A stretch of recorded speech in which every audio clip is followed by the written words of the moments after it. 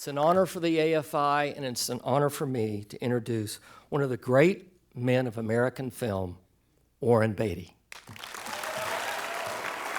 That's very kind of you. Thank you. Thank you. You never know what a room is going to be till you walk in. And, you know, I'm not one for telling a lot of stories, you know, because most of the stories that that I tell about old movie experiences, what I call old war stories, are just calculated to make me look good, and so I have to be careful of that. And the other stories that I remember about making a movie, I'm usually trying to get a laugh out of whoever I'm telling them to, and they usually have, let's say, not only the hyperbole and the apocrypha, but also an overabundance of four-letter words, because it just gets better. So there's too many people for me to tell you those stories. And also Annette is here. Annette.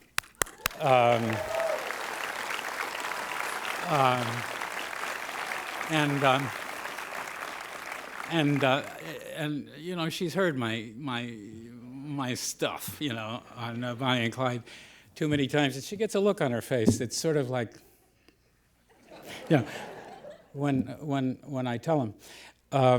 But I'm afraid there may be press here, so I'm going to avoid them.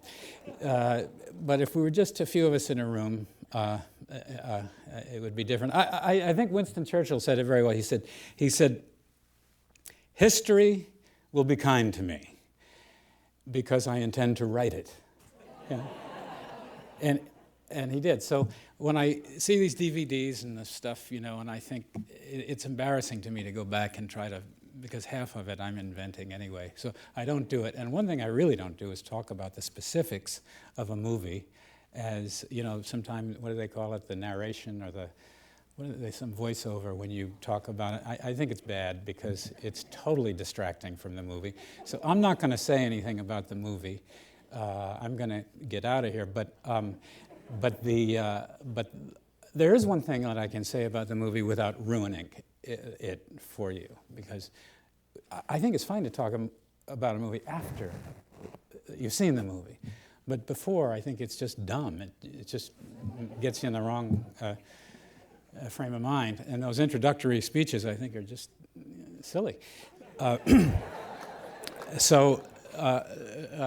But I do want to say one thing, which was, as John said, this is the first picture that I produced. And, you know, it's the first real shot that Faye Dunaway had, and that Gene Hackman had, and that Michael J. Pollard had, and that Estelle Parsons had. And it was Gene Wilder's first movie. It was Dean Tavaleris' first movie as a production designer, first movie for Theodora Van Runkel. I'm assuming that you're all sort of film freaks, so that you know that. And it just goes on, and I just said, well, forget that. Those are the facts on the movie. Now, I will tell you one story, because I don't think George Stevens is in the room. Is he in the room? No. Okay, good, because this would bore him to tears. George Stevens Sr. was a kind of a just terrifically generous director. You know who he was. Yeah, he did Place in the Sun and Giant and all these pictures. And he did a picture called Shane. And George Sr. was one of the 10 billion people that I asked to direct Bonnie and Clyde after Arthur Penn turned me down. I went back to Arthur Penn after this 10 billion directors that I tried to get, and I was afraid to direct it myself. But during the process, I got to know George Sr. much better. And there was one thing that really interested me were the gunshots in Shane. Have you seen Shane? Oof, really, such a good movie.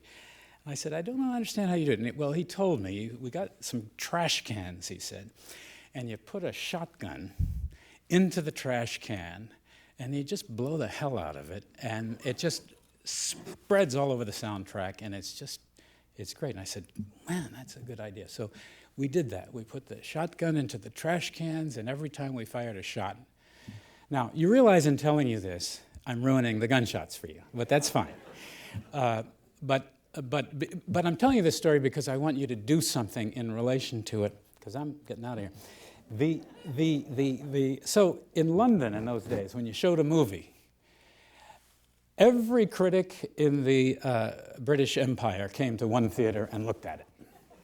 And there was the old Warner Theater in Leicester Square, and it had 3 balconies, and I was this kid producer, and I was really nervous, and I'd run around and I'd be looking after the picture and make sure that they had it turned up high enough and all this.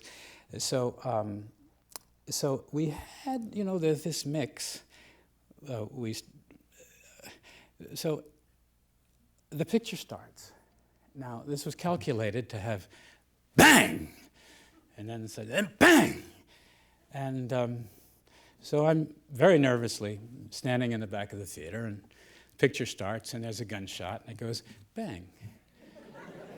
And I think, and then another go along, and then we have another gunshot, bang. And I think, oh my God, something's terribly wrong. So I run up what I remember to be 20 flights of stairs. I'm sure it wasn't.